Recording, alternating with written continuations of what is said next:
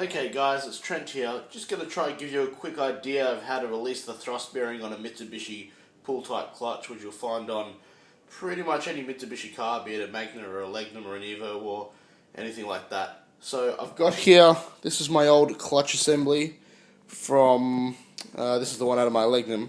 Now this is the clutch plate. You see these fingers here? These are actually what pushes down on the clutch and, gives it force against the flywheel and makes everything bind up and, and grip. So this here faces the gearbox. On the other side, you've got your flywheel. That bolts up to the engine. And in between that, you've got your clutch disc. Clutch disc is like this. So you can see you've got the metal surface on the flywheel. You've got the clutch disc.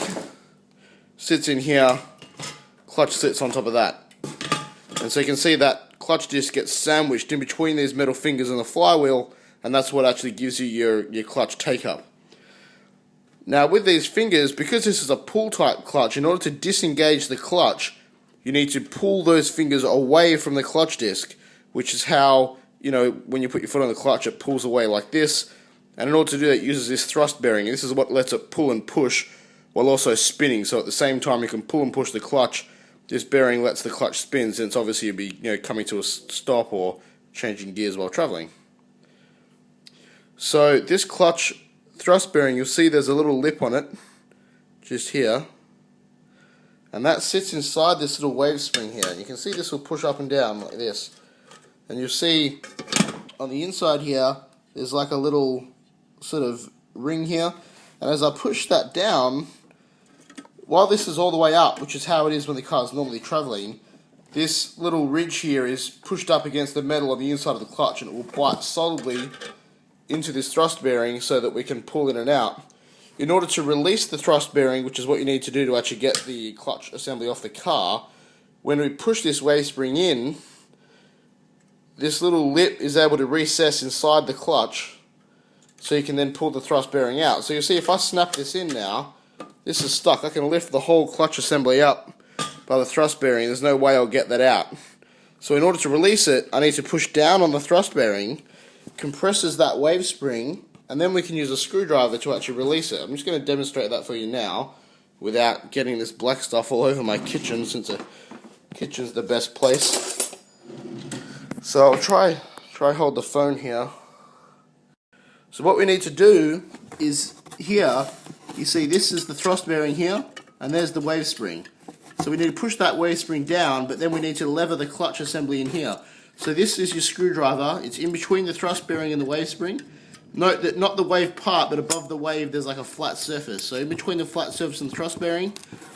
And then what we do is you push on the opposite direction of the clutch lever to what it normally goes, like this.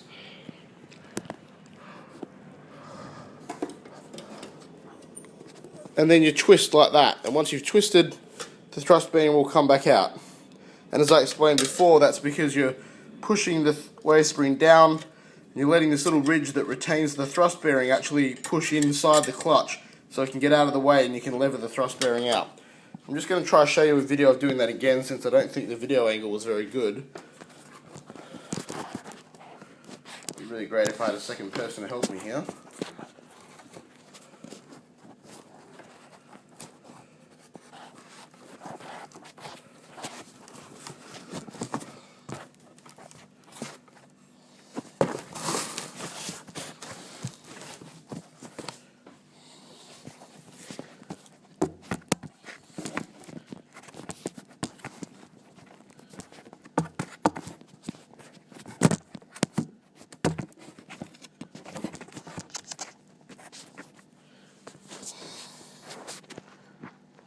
So once again, I'll snap the thrust bearing in. It's all retained. So what we need to do to get it out is we've got to compress it, which you'll use the clutch fork to do.